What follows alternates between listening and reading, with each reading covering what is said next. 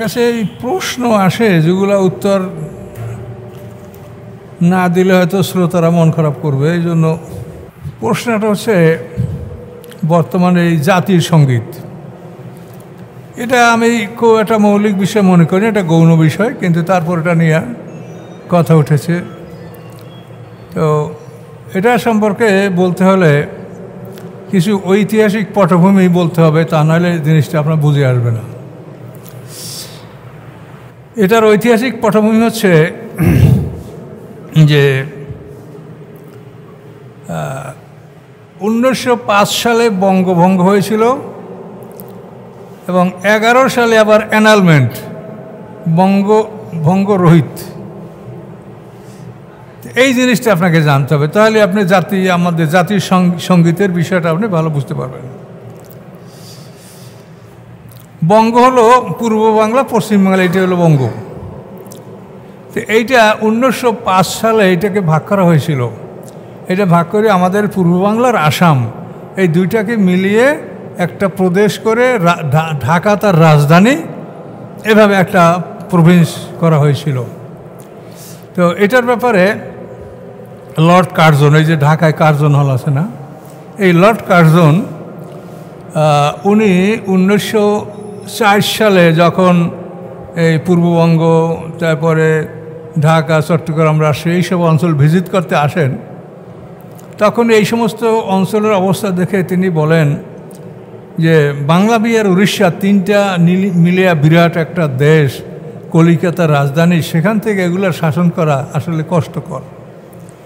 তাহলে এই জন্য এটা যদি ভাঙ্গা হয়, পূর্ব বাংলা আসামকে নিয়ে একটা অংশ করা হয়, আর ওদিকে থাকলো পশ্চিমবাংলা, বিহার, উড়িষ্যা। তো ওইটার রাজধানী কলকাতা, এটার রাজধানী ঢাকা। তাহলে উনি বুঝালেন যে তাহলে আমাদের শাসন ব্যবস্থা, শিক্ষা দীক্ষা, উন্নয়ন, এটা আমরা সবই ভালো করতে পারবো। তাহলে এতখানি দূর থেকে এটা করা যায় না, এটা সে আমাদের কল্যাণ দেখালো। আর তাদের এটার পিছনে একটা লক্ষ্য ছিল, সেটা হলো এই যে ডিভাইড অ্যান্ড রুল, এগুলো ভাঙ্গিয়ে ফেলাইলে দুর্বল থাকবে, একাত্ম থাকলে এরা কঠিন আন্দোলন আমাদের বিরুদ্ধে করবে। ওদের উদ্দেশ্য ছিল এটা, যে এটা একটা বিরাট শক্তি, এটাকে ভাঙতে পারলে আমাদের লাভ।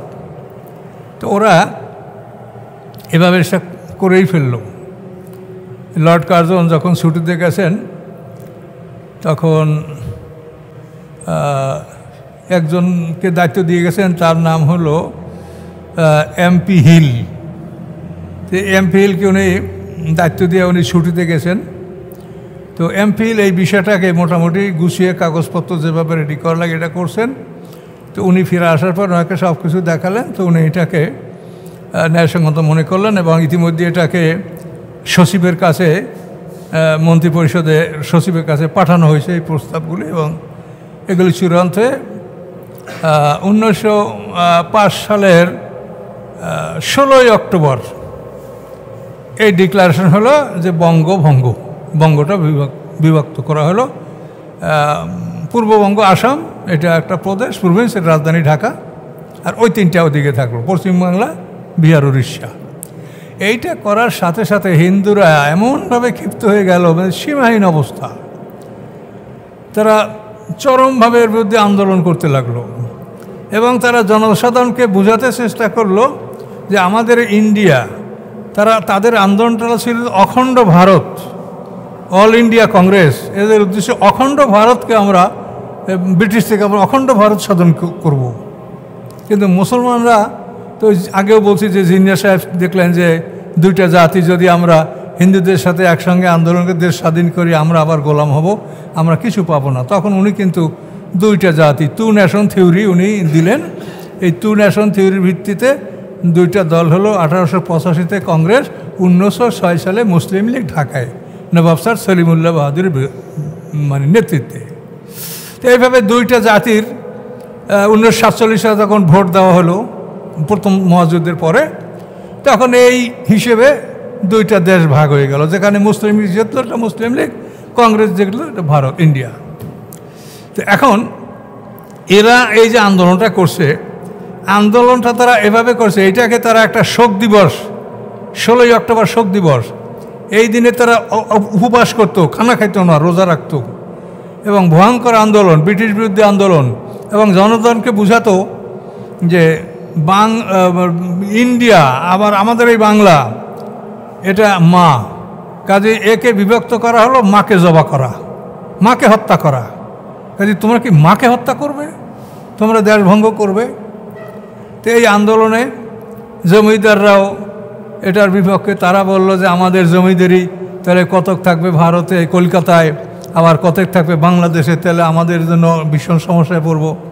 উকিলরা বলল যে ঢাকায় যদি একটা বিচারিক আদালত প্রতিষ্ঠা হয় আমাদের মক্কেল কমে যাবে। ব্যবসায়ীরা বলল চট্টগ্রাম বন্দর যদি চালু করা হয় তো আমাদের ব্যবসায় কলিকাতা ব্যবসায় যে ধস নামবে। এই নানা রকম তাদের এভাবে মানে কবি সাহিত্যিক সবাই।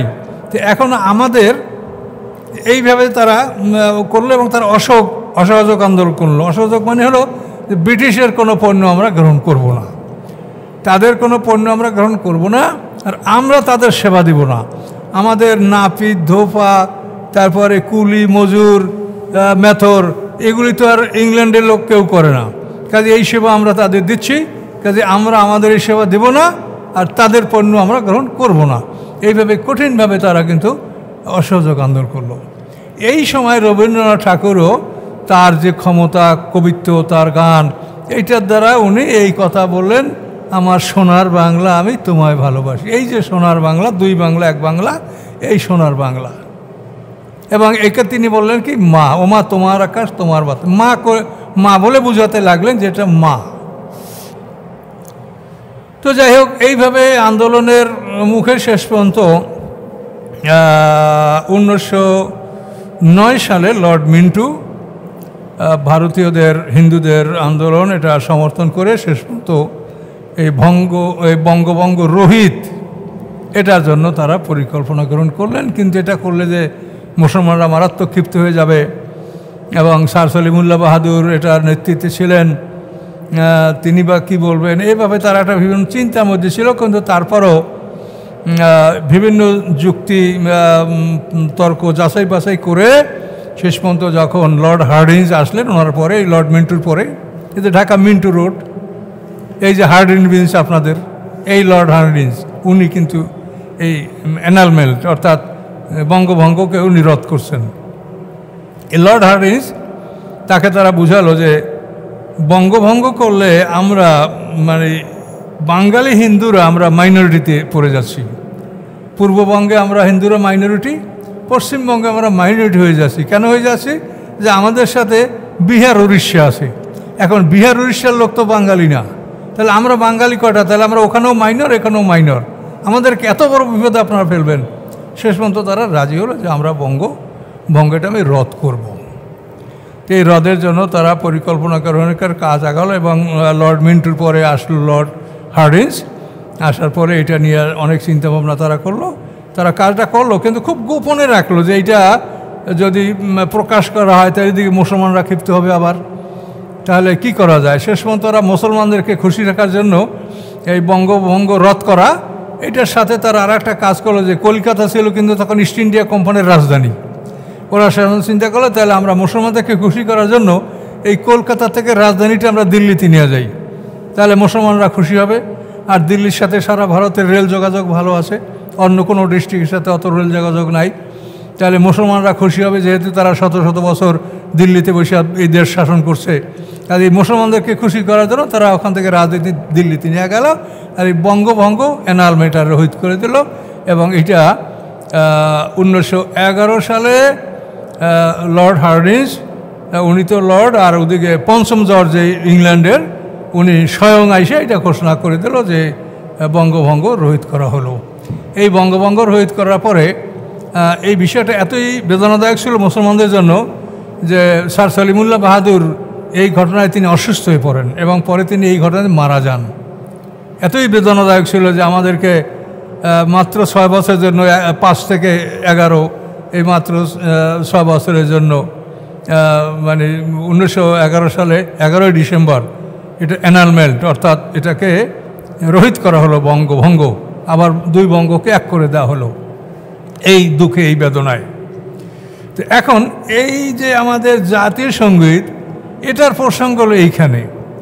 রবীন্দ্রনাথ ঠাকুরও তখন মানুষকে তার গানের মাধ্যমে বোঝাতে চেষ্টা করছেন যে আমার মা, এ তোমাদের আমাদের মা, যদি একে তোমরা বিচ্ছিন্ন করো তাহলে মনে করো তোমার মাকে তোমরা হত্যা করলে, তোমার মাকে কাটলে। এটা সে এ দ্বারা বোঝাতে চাচ্ছে। এই গানটার এখানে হলো সমস্যা। তো এরপরে এই গানটার মধ্যে শিরক আছে কি না, এটা কিন্তু একটা নিরপেক্ষ তদন্ত করা দরকার। কিন্তু এই গানটার মধ্যে আমি যতখানি আমার জ্ঞান আছে, আমি কোরআন হাদিস দ্বারা যা বুঝি, এটার মধ্যে শিরক নাই। শিরক নাই কেন? উনি তো প্রথমে সোনার বাংলাকেই বলছে, আমার সোনার বাংলা, আমি তোমায় ভালোবাসি, তোমার আকাশ তোমার বাতাস। এখন আকাশে তোমার আকাশ তোমার বাতাস, এটা তো আমরাও বলি। আমরা যদি আমার এক বিদেশি বন্ধুকে বলি যে বাংলাদেশের আকাশে আজ চাঁদ দেখা গেছে, তা আপনি কী বলবেন, শিরক হয়েছে? বাংলাদেশের আকাশে চাঁদ দেখা গেছে, তাহলে তোমার আকাশ তো বাংলাদেশের আকাশ মানে তোমার দেশের আকাশে তুমি চাঁদ দেখেছো, তাহলে এগুলো কিন্তু শিরক না।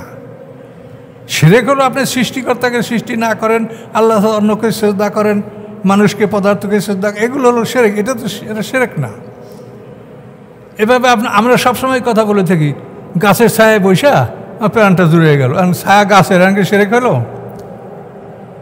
নদীর পানি, চাঁদের আলো, সূর্যের কিরণ, এ তো আমরা ওটার সাথে আমরা এটা মিলিয়ে দিছি। কাজে যদি সূর্যের কিরণ, চাঁদের আলো যদি হতে পারে, তাহলে তোমার আকাশ আমার বাতাস, তোমার ফাগুন তোমার অগ্রহায়ণ, তো এটার জন্য এটা বললে তো শিরক হবে না।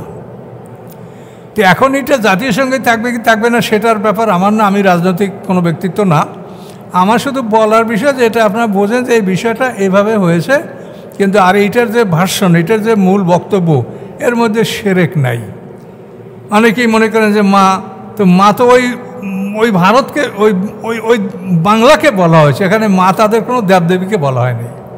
ও মা তোমার আর এই পৃথিবীকে মা বলা, এটা আবার শরিয়াতে বৈধতা আছে, এটা শরিয়াতে বৈধতা আছে। আপনি দেখেন সাফাতুত তাফাসিরের তৃতীয় খণ্ডে আপনার সেরা এজাজুল জিলা, এই সিরার তাফসিরে আপনি দেখবেন যে মোহাম্মদ আলী সাবুনি, এই তাফসিরটা সৌদি আরবের রাইটারের লেখা, খুব ভালো তাফসির এবং আধুনিক তাফসির আরবি।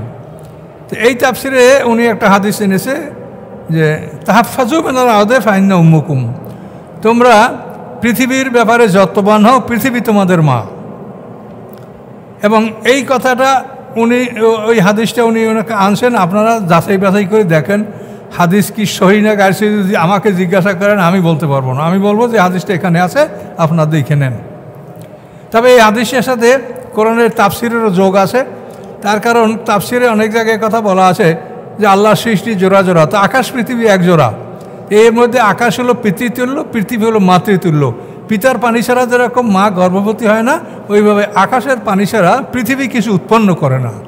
কাজে এই জন্য পৃথিবীকে মাতৃতুল্য বলা হয়েছে এবং একে এর প্রতি যত্নবান হতে বলা হয়েছে। কাজে এই গানটার মধ্যে যে কথাগুলো আছে তার মধ্যে শিরক নাই। এখন এটা ওই উদ্দেশ্যে বলা হয়েছিল, এখন আপনারা এটা কী করবেন কি না করবেন সেটা রাজনৈতিক ব্যাপার, সে ব্যাপারে আমার কোনো সিদ্ধান্ত নাই। আমি শুধু বিষয়টা আপনাদেরকে পরিষ্কার করে দিলাম যে বিষয়টা এই।